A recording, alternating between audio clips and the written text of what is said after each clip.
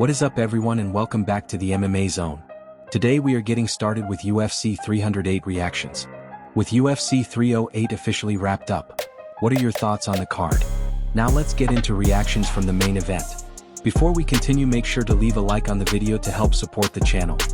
Shera Magomedov faced Armen Petrosyan and Magomedov secured the win with a knockout using a double spinning back fist. Here is what the community had to say. Conor McGregor said it is shin time haha. Aaron Broner said that was crazy, wow, hard to admire that in real time, but after seeing the replay it was wild. Shaheen Al-Shadi said a double spinning back fist is just sick and something he has never seen before. Shera Bullet continues to prove he is pure entertainment. Alan Jubin said he jumped out of his seat on a plane. MCMI said hate on Shera Bullet all you want, but that was filthy. Ben Folk said the walk-off finish was actually very smart because if Shera jumped on him right away the round might have ended. Ben Askren said he is fun to watch but Bo Nickel beats him easily. UFC Obsessed said that double back fist was beautiful. Belal Muhammad simply said call that. Okay, so we go boom, and then we change directions. Boom. Yes, that's what I'm talking about. Yo, no one's ever done that before. No one's ever done that before. Look at the accuracy too. This was good too. Accurate. Boom, boom. Spinning back hammer fist. Wow, dude, that's kung fu theater right there. That is. That's wild. And That's wild. And the dude just put his head down. That's gonna be a highlight.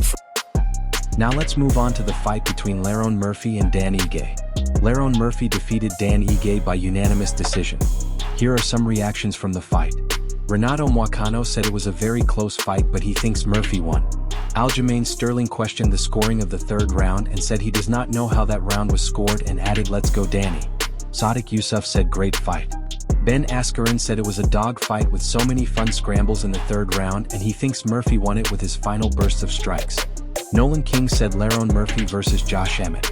MMA said anyone else think Ige was fighting with an injury the whole fight, maybe something with the shoulder or ribs because his elbows were tucked the entire time and it looked painful for him to throw punches and he had Murphy winning 2-1 based on damage. Ben Folk said it was a tough fight to score and that he was surprised Murphy survived and got back into it as well as he did. Henry Cejudo scored it 29-28 for Ige and called it a great fight. Belal Muhammad said crazy third round and gave the fight to Ige. Brian Ortega said those were some really good exchanges. Jai Herbert said big win for Lerone Murphy and well deserved. Next up, Magomed Ankalaev versus Alexander Rakic. Magomed Ankalaev defeated Alexander Rakic by unanimous decision. Here is what the MMA community had to say.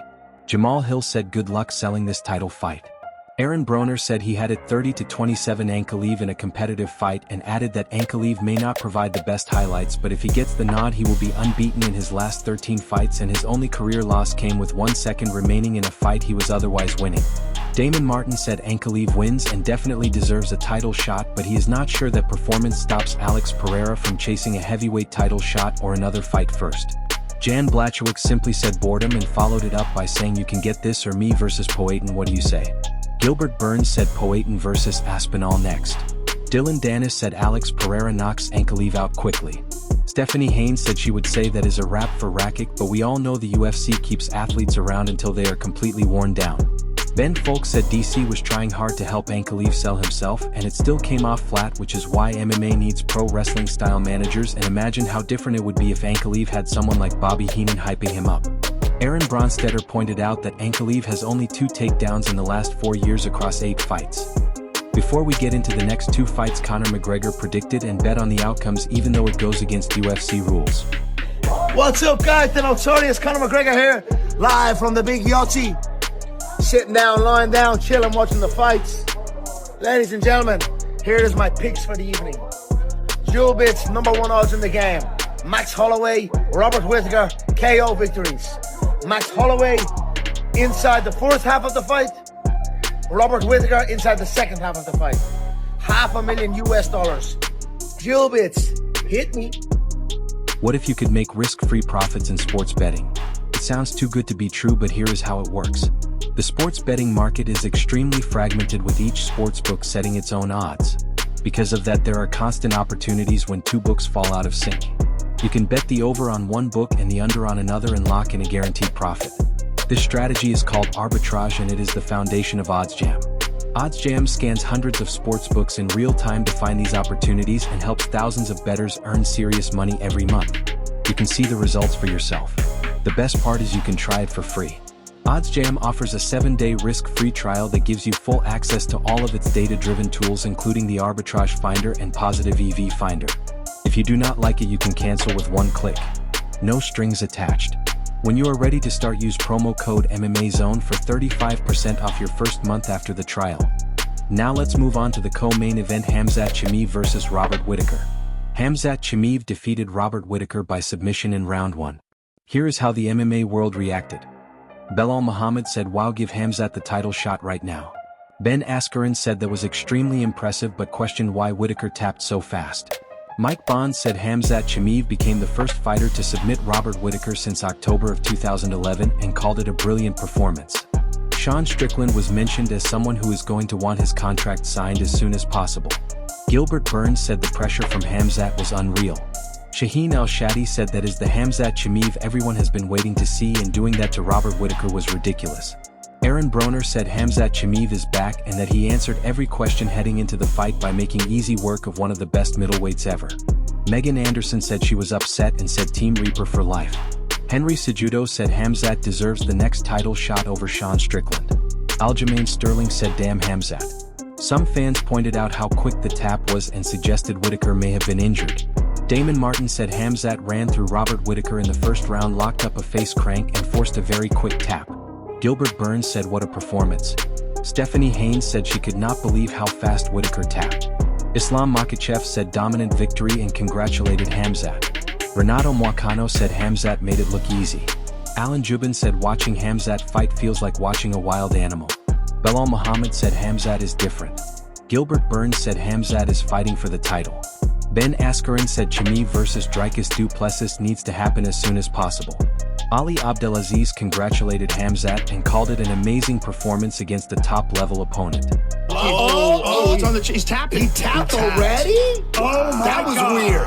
That was weird. God. That was weird. Oh First round my stuff. It wasn't God. even around his neck. Hey, here's the thing. You probably give him the title shot, yeah? You finish Whittaker in the first round, You give him the title shot. right? You give him the course title you shot. give him This probably DDP Strickland.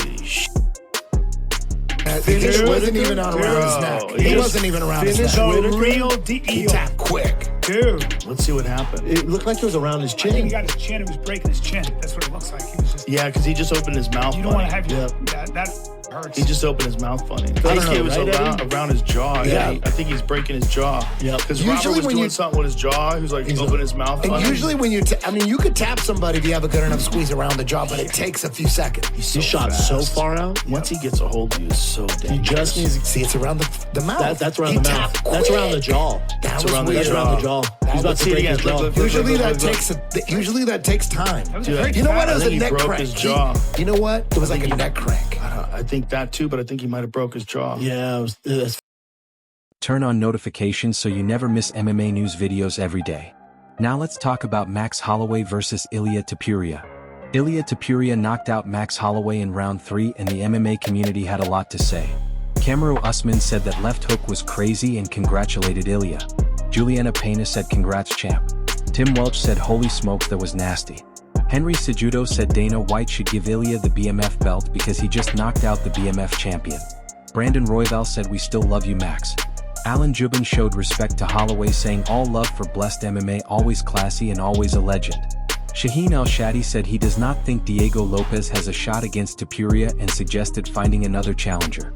Kenny Florian said Ilia is that good and that he is going to be a very tough problem to solve, while also saying Max is still a legend in the BMF. Islam Makhachev congratulated Ilia and told Max to keep his head up because he is a legend.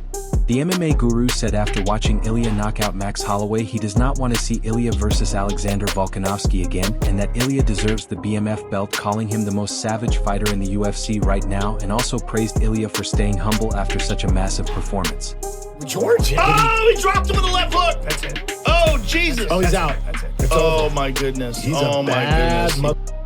Oh He's a my bad- God. Georgian from Russia? That's the Are you first talking about time. Russia? Yes. That's the yes. first. So he's time. Russian. But he grew up in Spain. Bro, the first guy to put away Max Holloway. Yo, he's he's on his back. That's how that is. That's how that is. That's how good that That's is. 45. I'll tell you what, That's 45. The fraud meter. They're not supposed to be that much power at 45. I think it happens at 55. The fraud meter's gone cold. Bro, that guy is so legit. I think it happens even at 50. To do that to Max, Ilia's been 45 his whole career except the Jai Herbert fight. Took that on short notice and knocked out Jai Herbert. Yes. Ilia's a beast, man. He's the 100% real deal. He says he's going to win this one and then go to 55. But He said that? Yeah. But he's perfect for 45. He's perfect. He's built for 45. Yeah. These But guys want to like jump to around. see him against Islam? I mean, would. that would be amazing. Oh, That's it'd be the amazing. super fight. 100% it'd be amazing. The guys. Changing the definition of pound for pound just to avoid having Islam at number 1 makes no sense. He clearly has the best wins over the past few years and it is not even close. Pereira is stacking title defenses but largely against favorable stylistic matchups. John Jones simply does not fight often enough to be in the discussion. Someone responded by saying this is an absolute casual take. They pointed out that in Islam's last 6 fights 3 opponents had no full camp. 2 of those fights were against a featherweight who earned his pound-for-pound status by beating other 145-pound fighters. Islam is also likely to fight only once this year and usually takes 8 to 10 months between title defenses. On top of that, the only top 15 fighters Islam has beaten are Charles Oliveira, Dustin Poirier and Dan Hooker, who was ranked 6th but had no camp and had just fought Bobby Green. Arman Tsarukyan was not ranked when they fought. Meanwhile, Alex Pereira has been beating world champions and has fought 4 times in the last 12 months. It also warms my heart to see Dana White reaching out to Korean Zombie to get his kid on a fight card. It is good to see him show the respect Zombie deserves. Alex looked like a dad enjoying a gym session with his kid. Finally, how does Sean deserve a rematch? He was not a long reigning dominant champion and he clearly lost to Merab.